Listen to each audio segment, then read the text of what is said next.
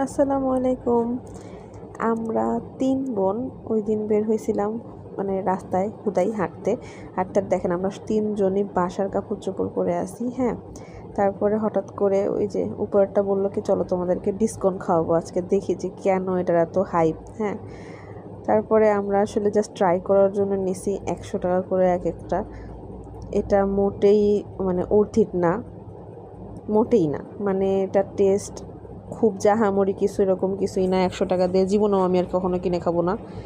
উপরের ডিস্কটা একটু বেশি শক্ত, হাতে নিয়ে কামড়ায় কামড়ায় খাবো, তাহলে কেন খাবো? এটা হচ্ছে আমার লজিক। এখানে এরা ফেক রিভিউ দিতেছে, মানে অনেক মজা, দুর্দান্ত, হ্যান ত্যান, এগুলো একদমই ফেক রিভিউ, মিথ্যা কথা। আসলে মানে ঠিক আছে, কোন আইসক্রিম খাইতে ভালো লাগবে এটাই স্বাভাবিক, কিন্তু একদম আহামরি এত হাইপ করার মতন কিছুই না। এর থেকে আমাদের নর্মাল আমরা যেই কোন সারা জীবন খেয়ে আসছি, আমাদের ওই কোনই ফার বেটার।